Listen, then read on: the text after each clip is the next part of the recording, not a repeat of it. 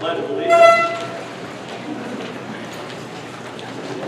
I pledge allegiance to the flag of the United States of America and to the republic for which it stands, one nation, under God, indivisible, with liberty and justice for all.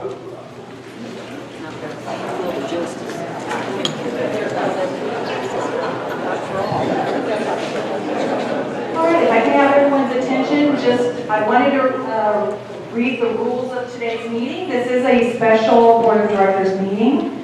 Lynn Tavernetti will be giving a brief presentation on the topic, which is the front yard cost center budget. And then we'll go ahead and move into homeowner input. And just a reminder that homeowner input is limited to 3 minutes per homeowner, and only one request to speak form may be submitted per homeowner. There will be no sharing or passing of time to another person. Homeowner input may be held for a maximum period of 30 minutes before the board meeting begins to allow the board to proceed with the business portion of the meeting. This portion of the meeting is limited to board participation only. Residents are welcome and encouraged to stay for the full meeting to witness the business of the corporation taking place by your governing agents. We'll go ahead and Lynn. I want to start off by giving everyone a little geography and history of the Front Yard Cost Center. I know some of us here, we have 2 other board members and myself who live in the Front Yard Cost Center. And we've been here a long, long time. And some of you have probably been here since the first house was put in. When Cahill set up the Four Seasons at Beaumont, they set up with a plan included in the CC&Rs that says all of us would share in all of the costs. And that included the landscape costs for the common areas and for all of the front yards in the community. And that started with the first house sale in 2005 and continued up until the real estate market kind of bottomed out around 2009, and in 2010 or so, they decided that to go forward with our community development, they had to change their business model for this community, to which that they wanted to go away from the cost of front yard maintenance being borne by the association and being borne by the individual homeowners. As such, the people who had come here first and lived in phases A and B were left isolated, and a new cost center called the Front Yard Cost Center was created. The Front Yard Cost Center encompasses Phase A, which is this area down here. This is Potrero Creek, there's the lodge, we're here. And it encompasses all of those, with the exception of the Springdales down here. They have their own cost center and pay for their own landscape as well. At that time, we had started on Phase B, this area right here, and it was included as well. The original plan called for this to be an area similar to the Springdales, and it was determined from a marketing standpoint that they wanted to go away from that and make it individual homes. Now, when they decided to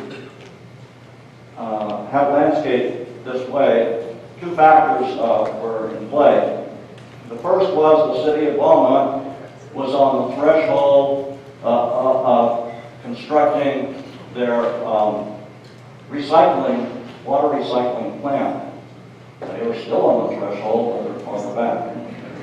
So they required that for all of the front yards and the common areas, we put in what are called purple pipes. These pipes are a little more reinforced. They're a little costlier, about 15% more than regular pipes, but they're throughout our community, through all the common areas, still today. But they are also for the front yards of all of us in the Front Yard Cost Center.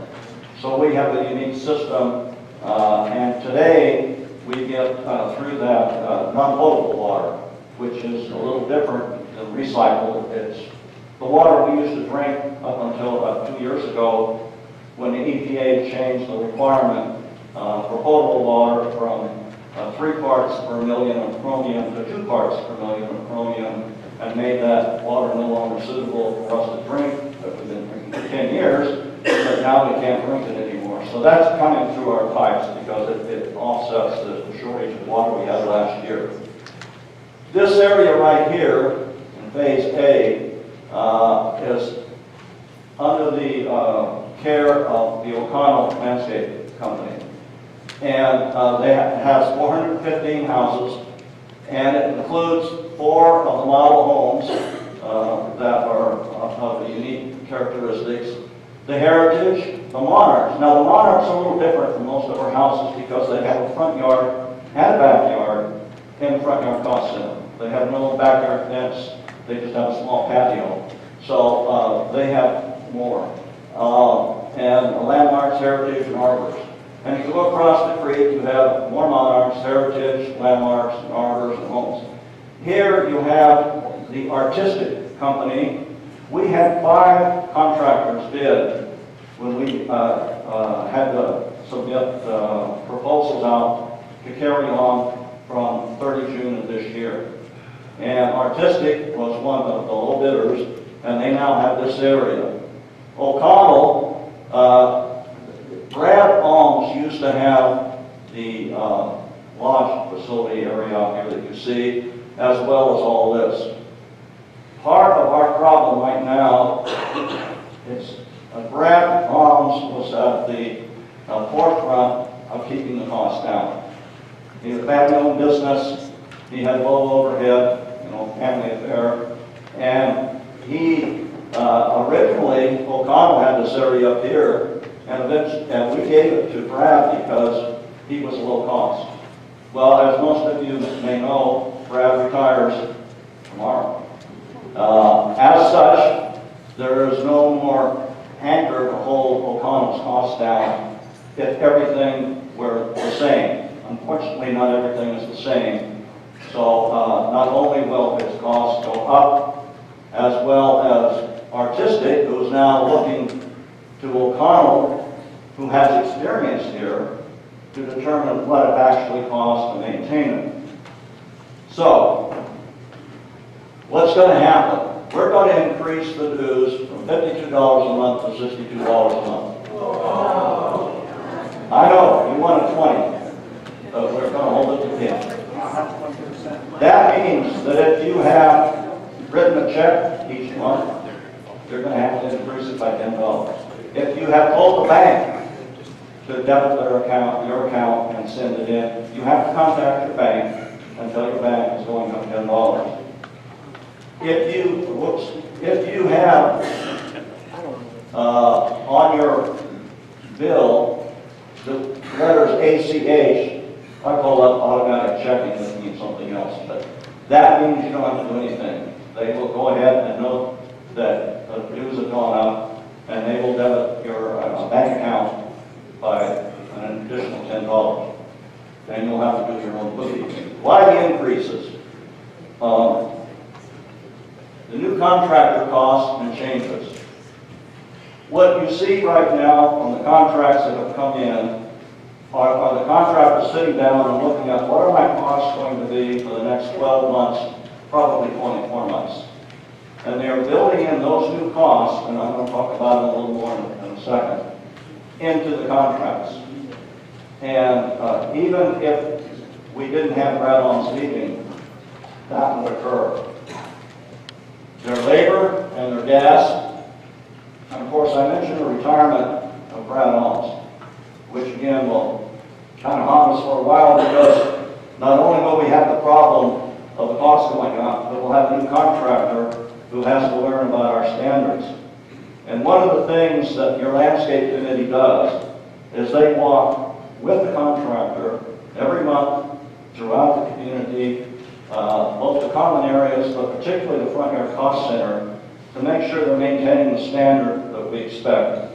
So that's going to be an additional burden on them because they'll have to do far more walks with a new contractor than you would expect with Brad Alms.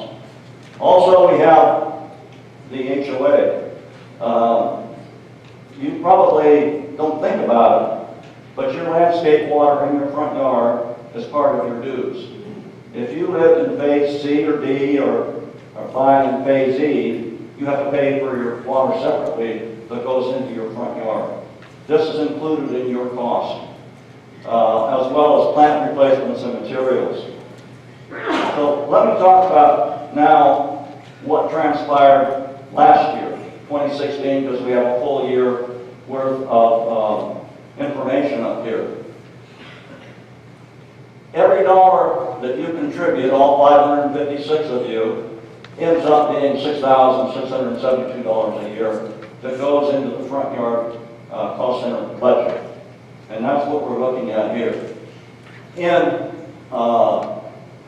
2016, we collected $346,000 change.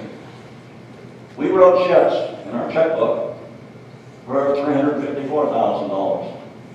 So we wrote more checks than we had money. The financial people called us underfunding. We might call it something else. What it means is we didn't put enough money in. This is not the first year. It's a small amount compared to $346,000, but it's still significant. We cannot let it go uncorrected. So where are the costs? Right here.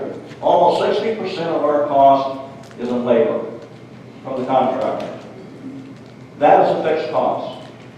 We have it on contract. We cannot do anything about that other than try to get a different contractor. Well, we had 5 contractors bidding, and we took the low-cost bidders. That tells us something. The second cost increase, our cost, is in water. Oddly enough, even when we have water rationing, we still spent more money on water than we did the year before.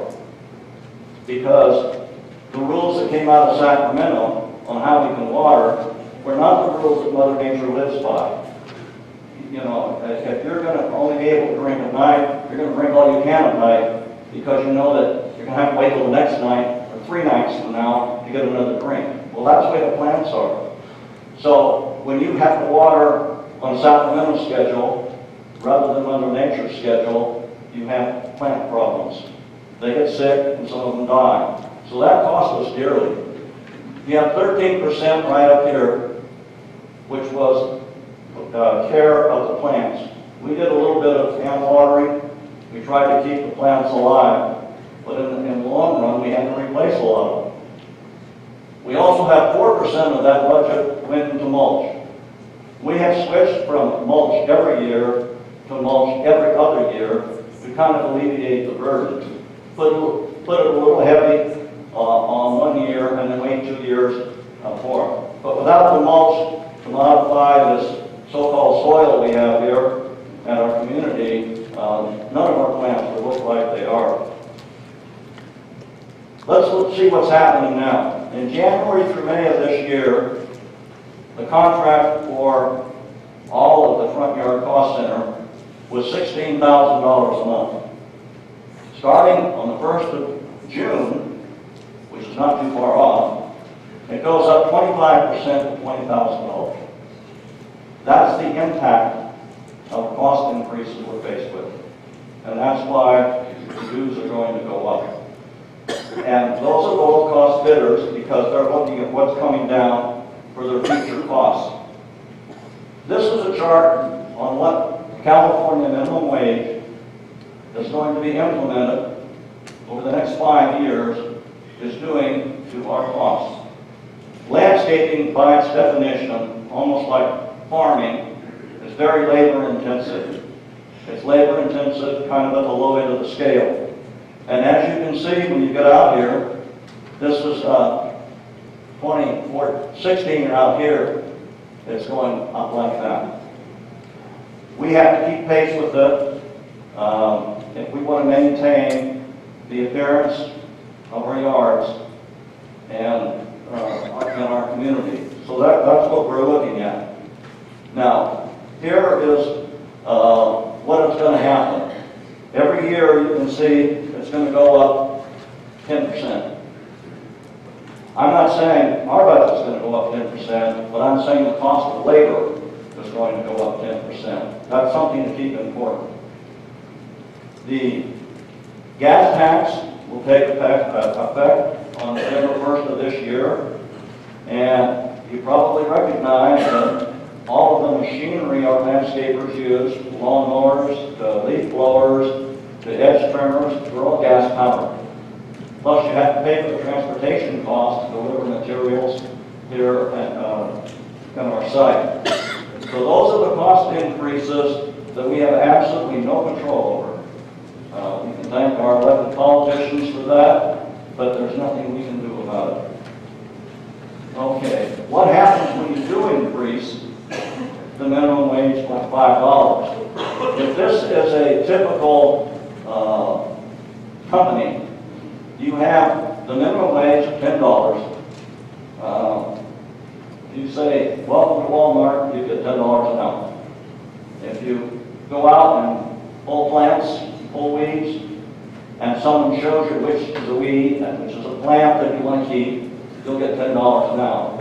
And after about 1 year, maybe 2, you'll move up into what in the old days we called the journeyman area.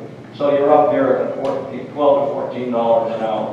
And you'll stay there, and if you're one of the leaders, and our landscape crews, because there's sometimes 20 or 30 of them here at a time, have leaders, team leaders. They also have specialists that are here for irrigation or some of the plant material, plant life. They're getting more. If you took 4 of those people at getting $56 to pay all 4 of them for 1 hour, in 5 years you would pay them $84. Because what happens is when the $5 comes in here, it lifts this whole wage scale up by $5. So everybody gets, who's a day laborer or is being paid by the hour, everybody gets a pay increase. And that's a 50% increase when you go from $10 to $15, which is a sizable increase.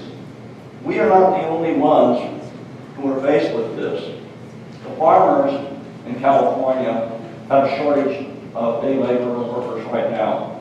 I read an article over the week and actually read 2 of them that talked 150,000 fewer agricultural workers in the last 2 years.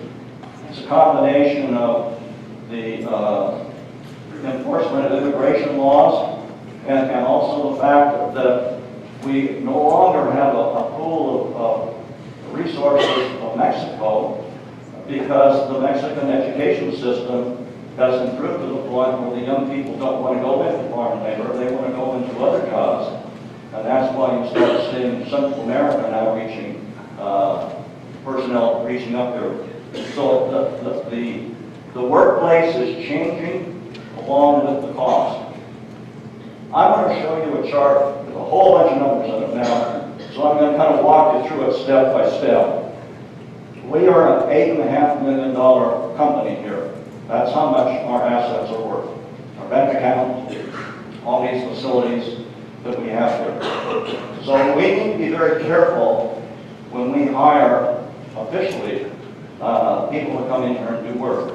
We have to make sure that they are licensed, bonded, insured, and that they have workman's compensation. When we had a short ceremony for Brad today earlier and asked him one of the reasons he was retiring, he said the paperwork for enforcement is driving him crazy. That he can no longer keep up with that as a mom and pop operation. It's a full-time job just to satisfy the regulatory agencies for the large, small landscape contractor. But eventually it's going to go to all the big guys if you're going to do it legally. So what I'm going to show you now is some activities such as mowing lawn. This is the HOA contracts that we have now signed. And these are 3 different contractors who are here. They work for individual families. They do the front yards up in C and D phases. And they do some of the backyards as well, including phases A and B. Keep in mind now that the costs that we show up here are front-loaded. In other words, When the people bid the contract, they looked out for 2017 and 2018 and said, this is what my costs are going to be. The costs you have over here are based on what you're paying today, not what you're going to be paying tomorrow. So while I show you their cost, it doesn't necessarily mean those costs will not increase. Okay. First, mowing and edging per month. That's included. Contractor A was $60, $15 a week. Contractor B was $45, and contractor C is $90. What you see is a variation of costs. And you can't sit down and say, well, your yard's bigger than my yard, or mine's smaller than yours, and that's the reason of the fluctuation. It probably has to do somewhat with the quality of work that you get from them, whether or not they edge, whether or not they just blow, mow and blow, or what they're doing. But that's what that cost is. So now you look at what else is included in our contract, and may or may not be included if you have an individual contractor. See, everything is included in ours, and your total cost for the year is $744. If you look at contractor A, mowing and edging at $60, if you want to fertilize, $20 for one time. If you want 3 fertilizations in a month, a year, you're going to pay $60. Over here it's $15, and this is the high price guy, $75. I think maybe he's not local, or maybe he doesn't want the job, but that's what he's charging. And if you look at aerate the lawn, you can see the cost there. Weeding 6 times a year. That 6 times a year is a little, you have to understand, that's during the wheat growing season. So it really starts about March and it goes to late September, October. So that's almost a monthly thing. Trimming trees. When we first put out the contract for the Point Yard Cost Center, it included trees up to 15 feet in height. Those of you, particularly in Phase A, if you look at the front yard trees, you'll note they're quite a bit higher than the roof in many streets. So that's more expensive. OSHA demands that you have 3 people when you cut a tall tree that requires a ladder. You have someone hold the ladder, someone up on the tree, and safety personnel watching what you're doing. So that tremendously increases the cost. It's included for us. This is the only guy who makes me wonder whether or not he even has a workman's comp and is bonded because he's charging that much to cut a tree. The number of trees varies. I mentioned earlier that monarchs, we do the backyard as well as the front yard. They may have a tree in the backyard and the front yard. Some of the lots are so big that they have 3 trees in them. Some people have no trees, but we're all paying the same amount. So that's what's happening in the trees, and there you see the cost. Okay, let's talk about what else you get. We got down here to the basic cost, so now we're looking down at repair and warranty. With our contract, if the contractor does anything, it's warranted. Whether he replaces your plant, whether he repairs the 20,000 sprinkler heads that we have in the Front Yard Cost Center, or the 21 controllers, or the meters, everything's covered. Just like the insurance you have on your house, we have an insurance policy that's built into the contract that takes care of that. Everything is warranted. Water is included. We assume a $12 a month cost for water for the front yards. Granted, again, some people have a very small yard, some have a very large yard. That's a cost that will probably increase. One of the other things that's important for all of us is emergency repairs. I don't know if any of you have the misfortune of having a leak on a weekend and you want to get it repaired, or if you're maybe on a cruise out in the middle of the Caribbean and you get a phone call, hey, there's water running out of your backyard onto the street, or in the front yard onto the street. We have in our contract built in that the repairman has to come out and fix it. And if it's on a weekend and it's a major leak, they have 4 hours to do it, which means they have to have someone that lives reasonably close by. but that's an important guarantee for all of us to have. Okay, they replace, plants are replaced that die, and also if you need, if you have insect invasion or a bunch of snails, of course the ducks are eating a lot of the snails right now, but once they leave, they're on their own. So that's all included in the contract. You get all of that. So it's still $744, but you can see what's happened. If you need those other services, your insurance company has already paid for it with the front yard cost center. You're paying for it out of your pocket with the other contractors. So you've seen these controllers around in the front yard cost center area. Usually they're on Four Seasons Circle on corners. Inside this controller, this is like the Rainbird you have in your backyard for some of you. Rainbird comes with a 1-year warranty. You go online and check. You have a full warranty on this. You've already paid for any replacement parts. Inside, you'll see wires anywhere from 24 to 76 different individual valves that are open and closed according to this computer. This computer has to be worked on almost daily to change the schedule according to what Mother Nature has contributed to the plant life. We had a real problem last year when the governor decided that he would determine when the plants got watered, irrespective of when the plants needed water. And he said, we're all do all of our watering at night. What happens when you have not only the common area, the front yard cost center, everybody turning on the water at night, the normal water pressure drops in half. Now, if you're on a sprinkler system and you only have half the water pressure, you're not spraying out everything.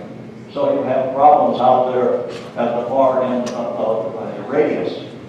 Now, because it's all being done at night, there's no landscaper here to look at it and see, ooh, I need to make an adjustment, or I need to do something different.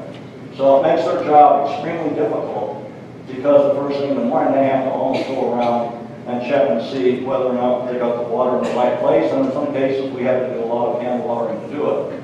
Hopefully this year we won't have that problem, but we did have it last year, and it was all paid for because of the warranty and the contract we had. These are the controllers, and you can see they go around our cost center. There's singles and doubles and duals, different types of ones that are there. And here it shows you where they are. We share the cost for many of them with the common area budget, because the controller doesn't care which valve turns on and off. It can turn on a valve for the common area, or it can turn on a valve for your front yard. So because of that, we share the cost. That's a burden that you don't have to pay from the front yard cost center. You still have to pay it with the common area. This is what your front yard is plumbed for. This is a backflow device. When Walnut Cherry Valley Water District delivers water to us, it comes here through this black backflow device. That's their lever. It goes in there, and then when we want it, we turn that lever on, and it comes out to us. We own the backflow devices. We pay for them, as well as the meters. They are subject to leaks. They are also subject to a killing freeze. So we put blankets over them every winter. Again, that's included. If you have one in your front yard, sometimes you'll have to wrap it. We do get temperatures down in the high 20s here in the winter. That's happened back in 07, so it can happen again. For your house, where you have potable water, you'll have the meter down here and your backflow device up there. You can turn it on and off, and it goes throughout your house and your backyard. However, if you're in the front yard cost center, your backflow device is way down here at the edge of Four Seasons Circle. And the water flows in two pipes down through. One goes through the planter and one goes through the front yard. And those controllers determine when it goes on, how long it stays on, and when it goes on for all of these. And if you said, well, I don't want to be in the front yard cost center, you can't get away from the fact that we have a common system here and we're all part of it. So that's one of the benefits, some may call it one of the problems, of being part of a communal system. Now, the bottom line is our costs are going to go up $10 a month. It's going to cover the new cost. It doesn't necessarily mean it will cover the cost as we go up that curve, as labor prices go up over the next. We've got a kind of a handshake agreement with O'Connell, who is setting the standard, that it should take us through 2 years. Assuming that the government in either Sacramento or Washington, D.C. doesn't make changes that impact the cost of doing business for a landscape contractor. It will relieve some past underfunding. As you'll show you, we were $7,700 short last year, so we have a little money that we've underfunded, and we have to correct that. What's really important is it continues the attractiveness of this association. If you're gone, if your neighbor's house has gone into bank ownership, their yard still looks nice. If you ever gone out to buy a house and you look at the prospective house and you look at the neighborhood and you say, ooh, I don't want to live next to that, that's not going to be a problem because everybody's yard is going to be taken care of according to our standards. And it protects your investment in your house. So that's what we're offering, and now we're ready to ask for questions. And because this is a special meeting for the Front Yard Cost Center, we restrict the questions to Front Yard Cost Center. So, Gary? Okay, our first speaker is Joy Emery.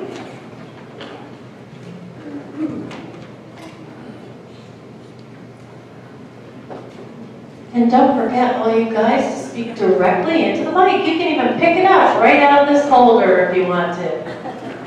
There you go.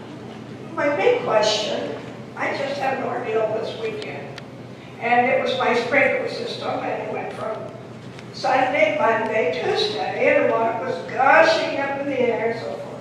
So I called, and my big thing is, nobody in the office knew what I was talking about. I called, and she said, you know, you're going to have to call the water department. We don't handle that. And I said, well, we do handle it. This is part of my, they mow the yard and everything. She said, lady, you have no idea what you're talking about. And I said, are you new? She said, no, I'm not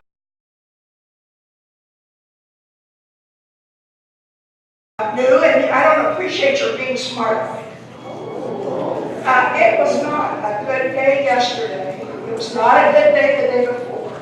So this morning, I called again. No, let me tell you, Amy was an angel. Monday, I got her. So, and she said, Joy, today is, you know, we got a holiday. And I will see if they work with it. They did. She called me back in an hour. Oh, sure, they'll be out in an hour and a half. Well, of course, 12 o'clock. Nobody was there. So I called and I thought, well, I'll tell her, don't worry about it. It'll be okay, because it just gushes up whenever it comes on twice a day, and the mud was going down my driveway. So I thought, well, we pay for the water anyway, so big deal. So anyway, at 12 o'clock I called, and I got this other young lady that didn't know up from down about anything. The one that told me to call the water department again. And also to get off the phone if that's all I knew. So I think she told, no, the next one I got told me, we get no experience before we're hired. Nobody tells us what to do. And she halfway apologized, was a bit ugly too. My final thing was, she said, well, I guess I'll have to turn it over to Jeff. I said, who's Jeff? Well, we don't do our own, they don't have their anymore. This one guy does it, and he hands it out to everybody else. And he'll be out within 2 to 3 days to see if it needs to be done. And then she hung up. That was the end of my story. So, all I'm really asking is they do really cut the front lawn because they came out and did it. I talked to Jeff, I wasn't nice, and I threatened. And I said, if it's not done at 12 o'clock, blah, blah, blah, blah, blah. It was done in 20 minutes, really strange. So, I just want to tell everybody, if they try to call the water department, don't call the water department. They don't know what to do. And I'm going to come down and meet these young ladies, or old women, or whatever we are, someday. But I hope you all will at least try to help somebody when they hire somebody in the front desk. Well, the guy never shut up. The guy come and fix the water. Well, I went up and looked at him and I said, you know, what was wrong? Oh, just the cap come off. And I said, I don't give you that story. I took the piece that was this long that came out. I saved it for you. Well, it could have been a little bit more. And I said, no, I go. So he had put it back together. And he put the sod on top of the water sprinkler. So guess who had to go out and undo the whole thing? I did. Have a good night.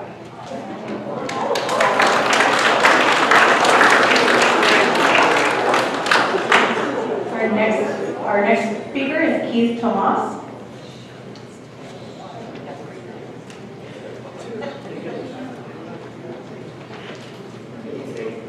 I have a couple of comments today. In the I'm sorry. In the $7,000 shortage that you had, probably a lot of that could be saved by not overwatering your yards and the common areas. I walk my dog down to Green Creek, the common area down there, and I can walk through there in half to an inch of water some days. My front yard, on the mornings that it's watered, and I go out there and it's slosh, slosh, slosh. So the management of water that's being done here in the association is not being done properly, and there are many newer controllers out there that will help to manage your water situation. That's something that could save quite a bit of money by managing your watering in common areas and in your yards. And it sounds like I'm not the only one that is experiencing overwatering in your yard. And with the soil that we have here, a lot of it's clay. You water for 20 minutes or a half an hour, one shot. There's a good majority of it that's running off and down the gutters. You need to try to change the way you water and water for 10 or 15 minutes. Come back 2 hours later and water another 10 or 15 minutes. And you need to change the way you're managing your watering in areas. And the other thing, and I just might comment, and I've never seen it, but if we see water running down the street, is there a 24-hour phone number that I can call and get someone here at the association to respond, to get someone out here in that 4-hour period? If there isn't, there should be. Thank you. Let me address a couple of those items. We have had every water management apparatus salesman come out here that we can find. All of them have left, picked up their materials and left because they couldn't water this area and maintain its plant load with their devices. We've looked at everything from satellite controllers to in-the-ground water sensors. This is a very difficult environment in which to water the plant life. Unfortunately for us, The developer decided that this was going to be a lush environment in the desert. Therein lies problem number one. Problem number two, the first of the three different landscape architects that they hired to develop most of the plant life decided that a drought tolerant plant would survive nicely alongside of a plant that demands water constantly. So we had to change out plant life as best we could around that. The fact that the wind blows here from a different direction twice in a day complicates the sprinkler system watering, because we can't determine on a traffic circle which way the wind is going to be blowing at which time of the day. So you're right, water does run down the street. As far as the soil goes, it rarely, the water will rarely penetrate after 3 minutes. We have looked at long soaking. The water doesn't soak in. The clay in there forces runoff. So we limit most of our sprinklers to about 3 minutes at a time. We also have the water pressure problem. We have so much water going out at a certain time that we have to change it constantly to keep it, from being underwater or overwater. It is a problem. I don't say otherwise, but it's a real challenge. And just to say change it, we've changed a lot of things. People say we shouldn't have grass on the Highland Springs roadway there, alongside of the sidewalk. We tried for 8 years every plant life we could imagine. And the water rolls down the hill, and puddles at the bottom, and kills the drought-resistant plants that are down there. We were changing every 2 years a complete landscape plant life material. Finally, after 8 years, we planted grass there and have had no problem since then. So what looks like a very simple solution has a lot of complications. We do work on it very hard. The landscape committee is out there every week checking on things. But it is a very difficult environment here to have a lush oasis in the middle of the desert. Okay, our next speaker is Johnetta Driscoll. Next speaker is Patrick Garrity.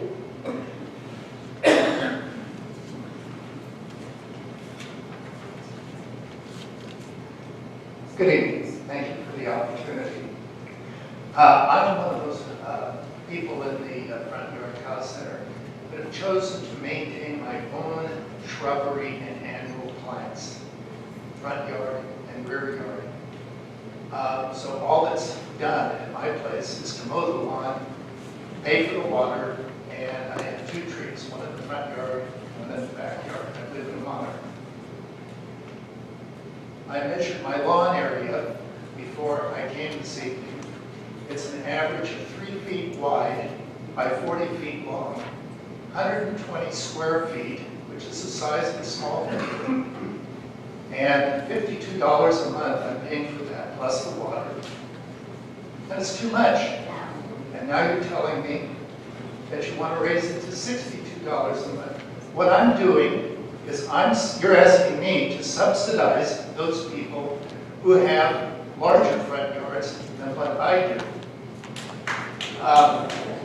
I think that there should be, on your chart, I'm willing to pay the average $12 a month for the water, so it's an average of $12. I'm willing to mow my own 120 square feet. By the way, I have an electric mower, no gasoline. And many jurisdictions are requiring that all new equipment go to battery-powered electric to get away from lawnmowers and hedgers and blowers of that nature. Battery-powered electric. I'm willing to pay the $12 a month. I'm willing to pay, say, another $10 a month for tree trimming, which on my 2 trees has happened once in 5 years. It's too much at $52. I'm here to ask for a reduction, not an increase. Thank you.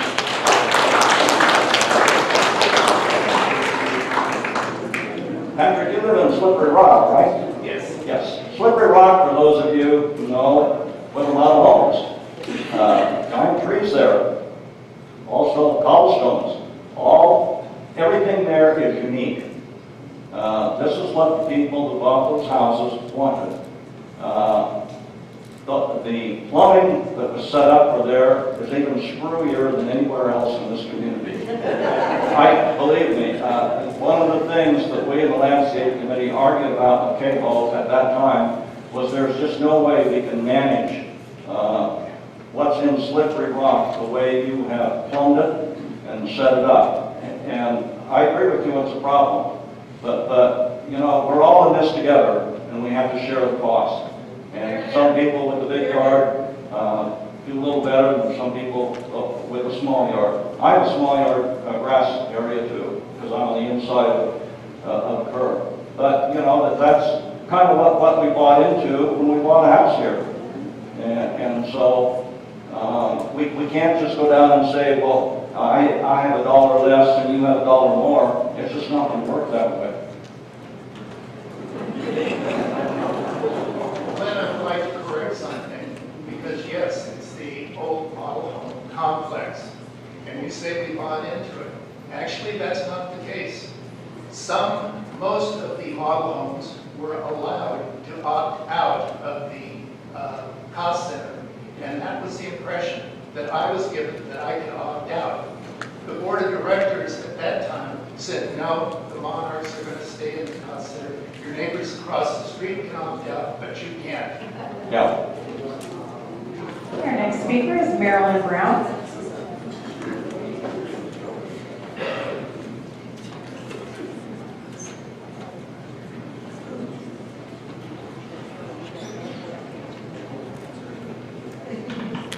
Good evening, all. I think that this is also very unfair. I don't have any grass at all. I don't get any mowing. I have a very ugly little strip in the front. Nothing has ever been changed. I have been told that those plants recommended to be replaced. They've never listened to the gardener and replaced them. Why should I pay more for nothing? It does not increase the value of my home. It decreases the value of my home because they are just plain ugly. And I get nothing. I'm lucky if they come around every month or two. I have no backyard. I have an alley. I live in a Monarch. There are no backyards. So I am very, very upset about this. We are being asked to subsidize not only our little bit of strips, but also for the common areas, while the other people get by scot-free. That is not fair.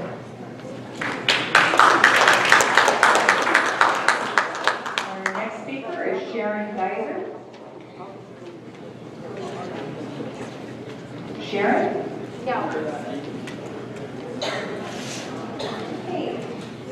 Our next speaker is, I think it's Verena Haltman. Hutch.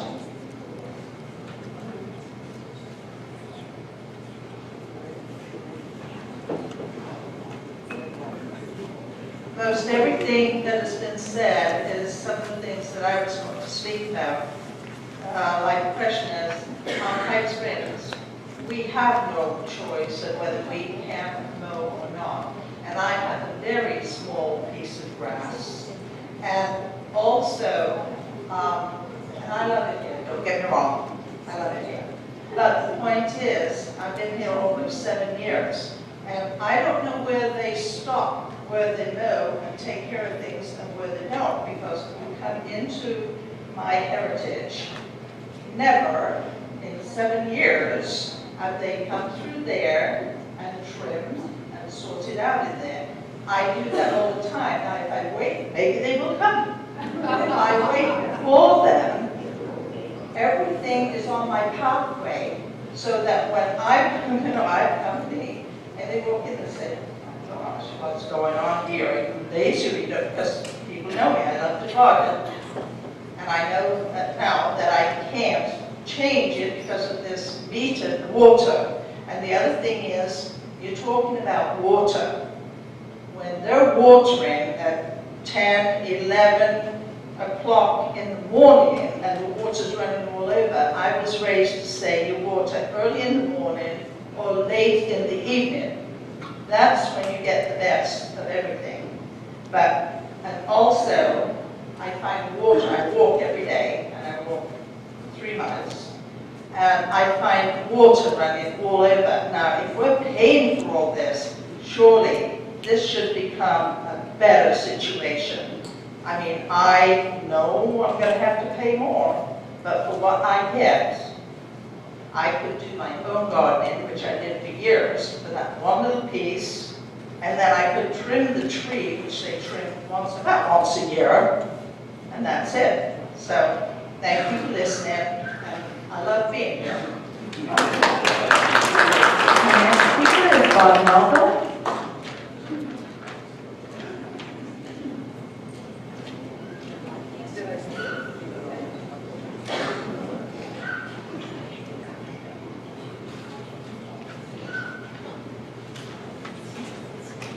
I live on Shirley Rock. I've been here 10 years. I have experience in finance. Hello.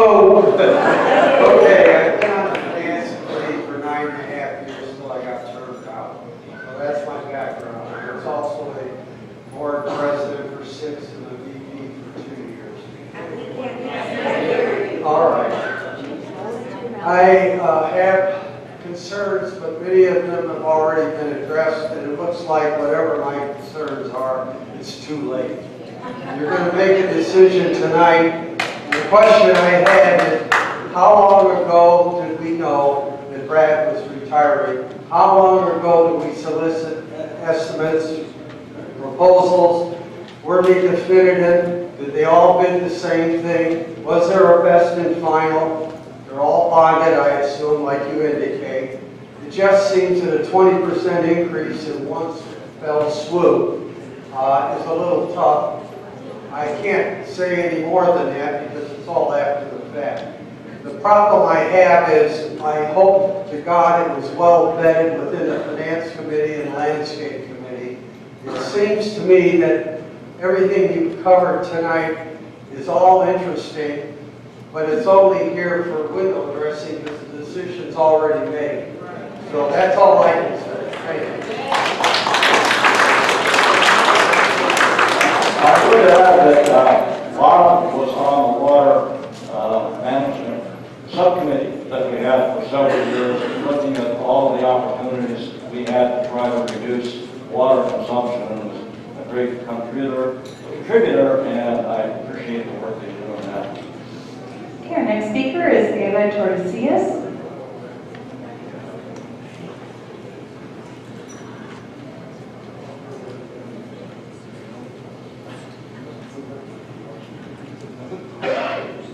Hi, good evening. I'm here tonight to show support for our board of directors because I have a concern with our yard, with contractors that maintain our front yards. And in the face of this coming new contractor, I just hope that the board of directors continue to watch our backs and support us and take our side when there's reasonable doubt that some of these yard workers are very negligent and are not very cautious in taking care of our yards. To give you a brief background. 2 months ago, I had a pipe leak, and the yard workers pumped our the pipe that brings water to our sprinklers inside our home. And they did the gardening on Wednesday, but we took out our garbage Tuesday, so there wasn't any leak. But since they did the gardening Wednesday, we don't use our front yard, we use our garage to go in our house. Sunday, when we tried to get our mail, we noticed there was a big spray of water coming from our pipe leak. And, it was very disturbing because Tuesday, we checked it, there was no leak, but he has been leaking all this time on Sunday, and we paid for that water leak, right? So I called the yard, well, but luckily they have someone on emergency that answers. But guess what? The supervisors have repeatedly told us, it is not their fault, that it is our responsibility as a homeowner to take care for the repair of the leak, for the damage. And, you know, I just couldn't take that. The yard, I have had experience with the yard workers being very, just nonchalant about, you know, when they go at their edge. But anyway, to make the story short, I presented the case to the board of directors and to Jerry, and happily, they listened and tried to hear where I'm coming from, and they supported us. And the reason why I'm saying this is because I hope you continue to watch our back when we have issues with the yard workers, and that in the coming contract that you have, not that I am for the increase or what, but if that's the way it should pay for everybody, regardless of whether your yard is bigger or smaller, it is a community. So we have to cover for those that are smaller in much the same way as the rain shines on both, you know, the good and the bad.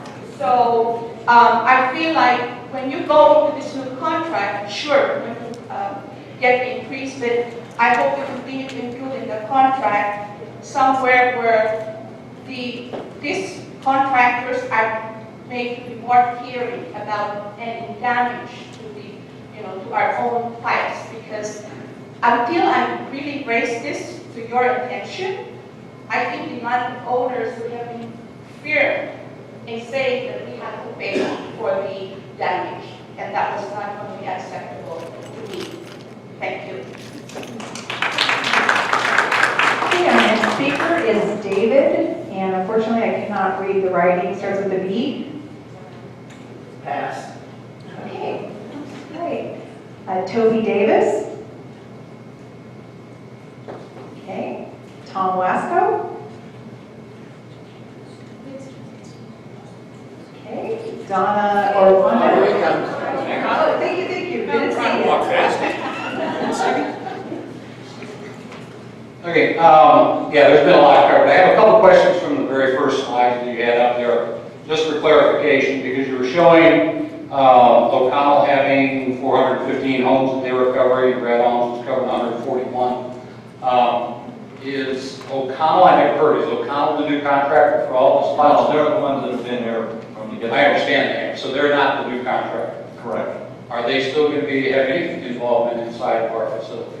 They still have phase A, common and frontier cost center.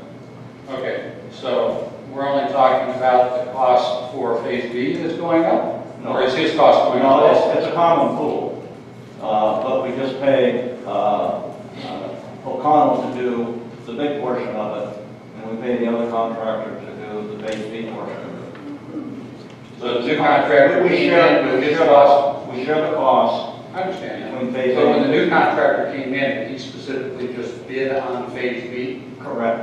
Well, they were offered the opportunity to bid on all phases, but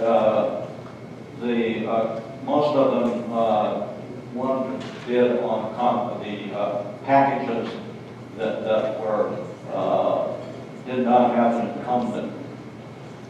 So his bid was only for 141 homes, Yeah. not the other They mostly bid on phase B, C, and D, E. on the common areas and those, not necessarily. Well, right yeah, now. that's correct. That's true. Okay, because that would, you know, and hopefully the finance committee broke that up between the two. So that means, is he getting more than O'Connell, or now is O'Connell still? O'Connell will still have the majority of the work. And he'll benefit from the wages of the other guy, is what it's sounding like. Yes. Should he? My question. And yeah, I know you said the thing about the landscape committee having to make sure that they know the requirements as far as what's going up. Yes. Obviously, if he's taking over only 141, he can compare it to 415 and be able to have comparison. So if it isn't kept up the same, I think everybody will be Yes. well aware. Okay, but really, for a lot of the comments here, I think, a lot of this is going to be the landscape committee really making sure things get taken care of. That's correct. Thank you. Okay, our next speaker is Donna Orlando.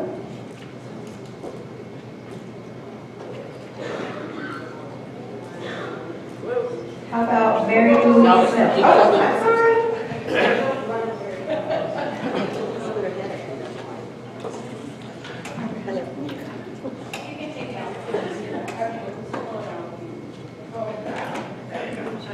Okay, I live on White Sands in Monarch. We do not have any backyards, as Mrs. Brown said. My front yard is up, same size as Mr. Garrity's. It is a ice plant type of covering. They come by once every 6 weeks and edge it off the sidewalk. The rest of the time, they blow stuff off the sidewalk into my yard. Not all homes here are in the front yard landscaping product. No. Correct. Are all the homes that are they all being charged 52? Every single home that's in the program, are they being charged 52? Every single home in the front yard cost center will have a $10 increase.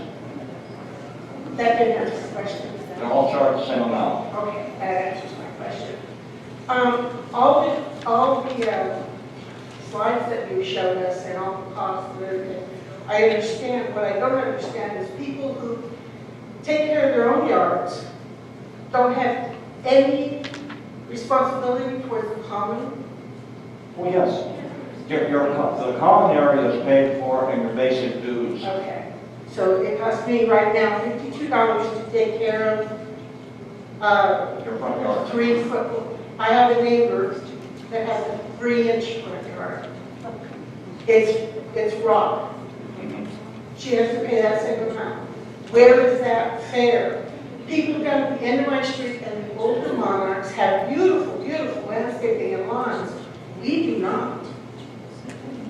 Why can't it be put on a sliding scale? And why don't we charge every single home in the area a basic, $12 a month, including people who don't get it? Why is it all put on us? And if I opt out on mine, am I still charged? Yes. So I pay for the privilege of doing my own yard? The way the CC&Rs are written, which is what all the homeowners were required to read before they bought a house here, is that you will all equally share in the cost of the front yard cost center once it was established. And so, unless you change the CC&Rs. Well, I didn't get my CC&Rs until escrow was closed, and they handed me my house. And then they handed me the book. Yeah. That's the basis on which we all live here. I mean, You understand that not all of us are wealthy retirees? yes, but it's like all the facilities. Not everybody here uses a swimming pool, but we all pay for it. Not everybody uses the tennis courts, but we all Well, I pay for get it. that. So, I just don't understand, the only thing that gripes me about this place is the front yard care.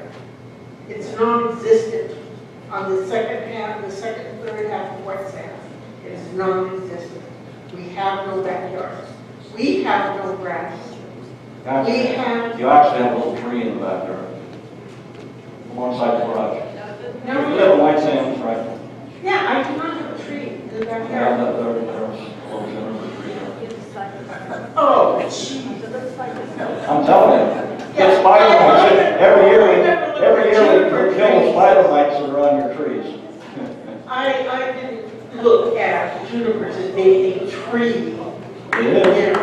But it just doesn't make sense. It seems that there should be some way to even the playing field. Not without changing the CC&Rs. Okay, I can do that. How at least we can change it so if we opt out, we can just not have to pay it. You have to go to rules and regs, and you have to get the majority of the homeowners in this association to agree to it. And I think it kind of sucks that you give us 2 days that we're going to be ready. Okay, our next speaker is Mary Louise Smith.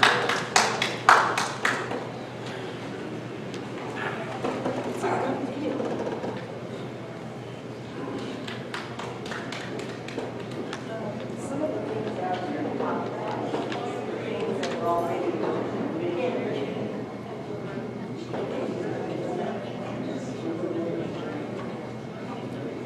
Some of the things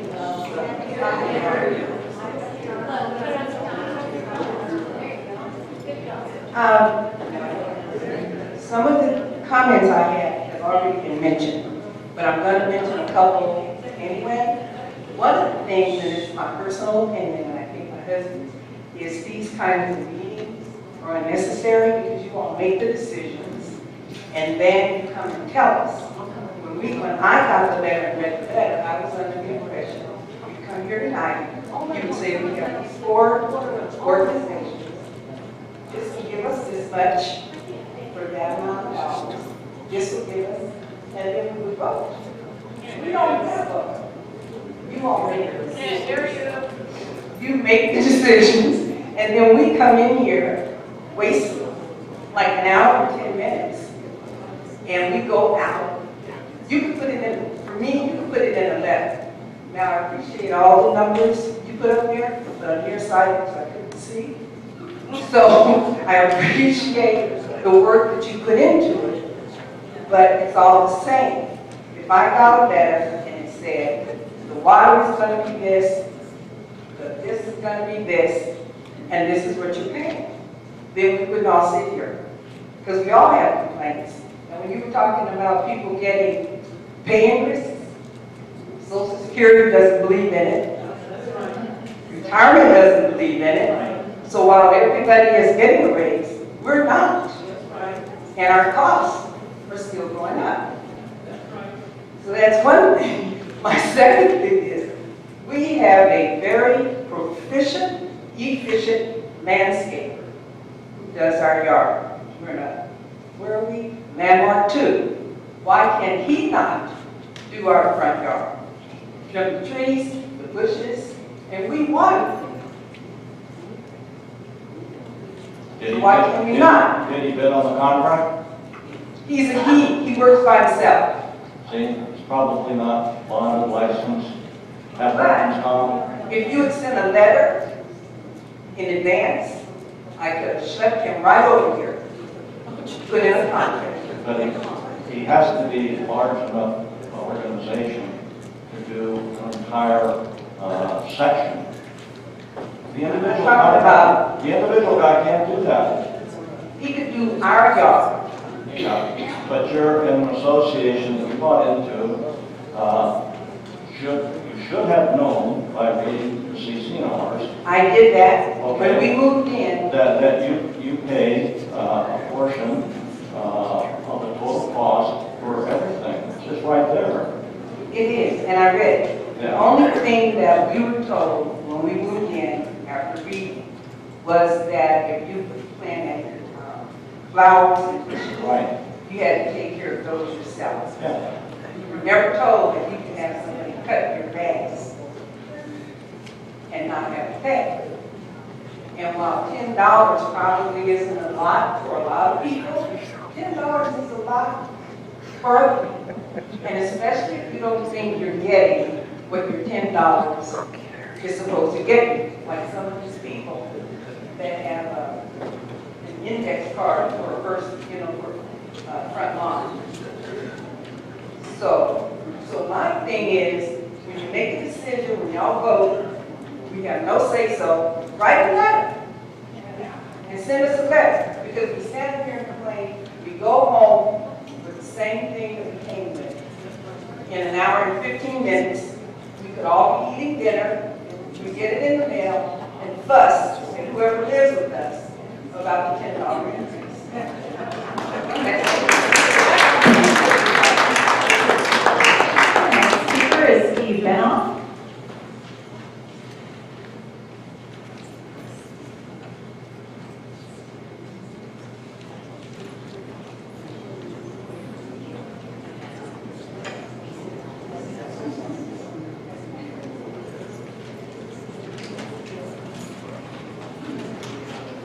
This is my first board meeting, and I thank you, members of the for it for putting up with all the complaints from us. I don't know how you do it. It's my contention that I shouldn't pay anything for front yard maintenance. And the basis for that is my contract when I purchased the house. One, the representation was made to me that front yard maintenance was not my responsibility. I didn't have to pay for it. It comes free with my house. That's what I was told. Furthermore, if I look at my contract between me and Nanny, this is addendum to contract of sale and deposit receipt. Item 38, front yard maintenance by HOA. The landscaping located in the front yard of each lot and unit in the project will be maintained by the HOA. I'll skip the paren. This front yard maintenance includes the costs of regular and periodic trimming of the grass, shrubs, and trees by a landscaping contractor retained by the HOA. The irrigation system used to water the front yard landscaping will utilize a timer, such watering. Okay, well, the cost of the water used to irrigate the front yard, as well as the cost of all means for the front yard landscaping, will be borne by the HOA. Yes, That's what you got? that's true. The front yard cost center is the HOA. Doesn't say the front yard cost. It says maintained by the HOA. And the HOA uses the front yard cost center as a way of maintaining the budget and the expenses for the particular front yards.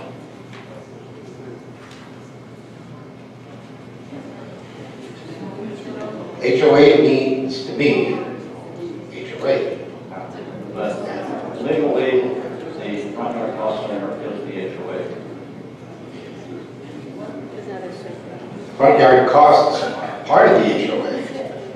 But where in here does it say that I have responsibility for that?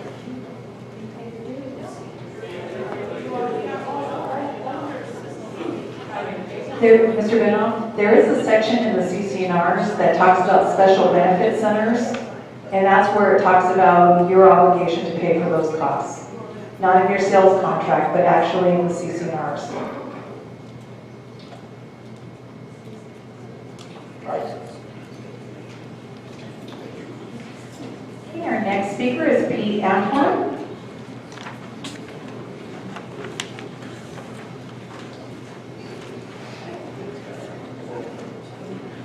How's everybody doing? All right. My question is, can I do my own front yard? You can request to do the planter area, but not the lawn or the trees.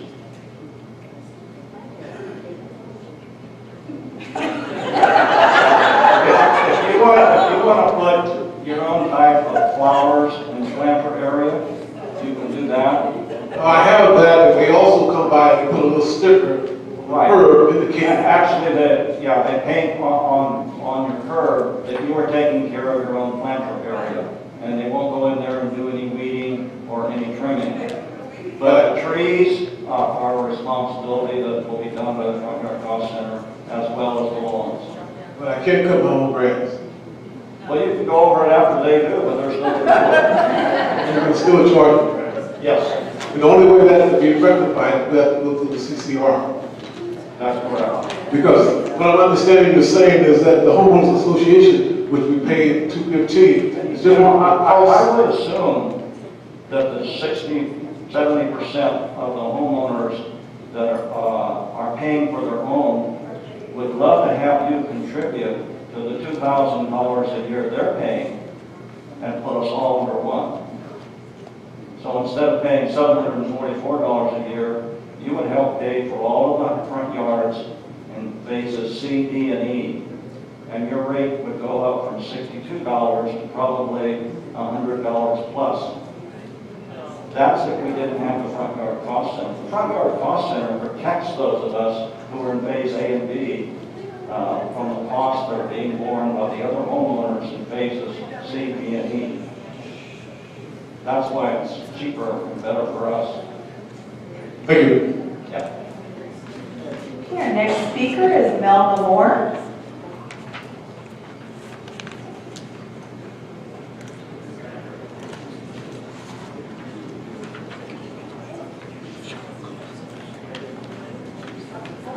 Good evening. I have the first question I want to ask. Didn't that paper say this meeting was going to start at 6:30? I could swear it said 6:30. But anyway, you want to raise our HOAs, right? Now, everybody that do the lawn work outside, they don't speak English. That's cheaper labor. Now, why do you want to raise our rates? And the people that do the lawn work out there, the only thing you can say to them is hello. They understand that, but they don't understand anything else. Now, why would you give them more money and make us pay more money too? Hey, ain't no shame in my game. I'm real. I live on fixed income.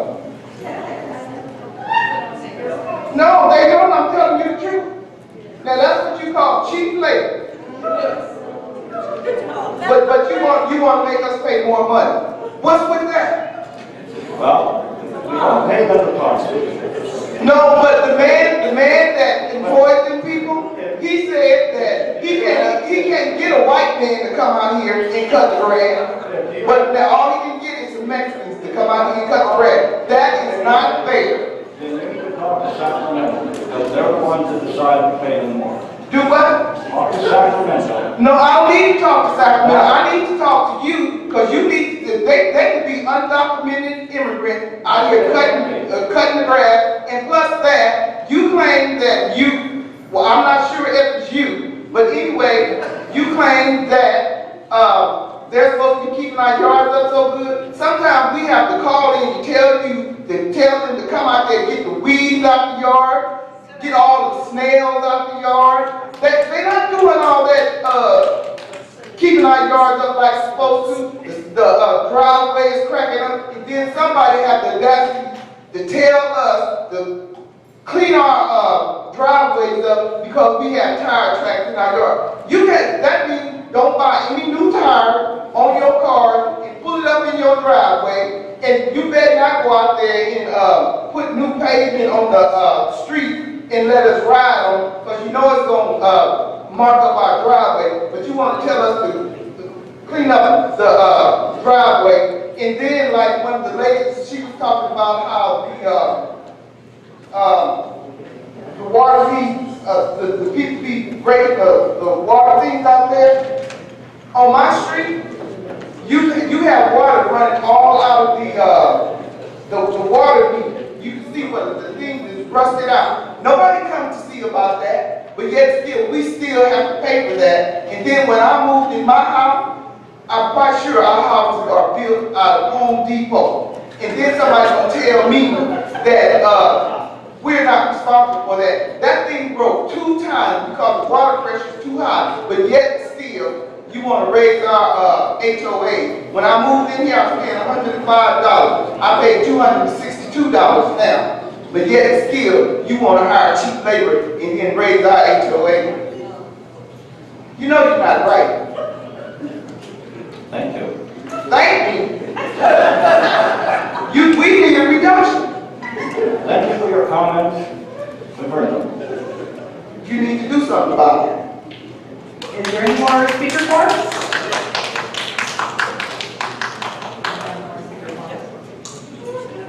Okay, we need to have a motion. I'd like to make a motion to increase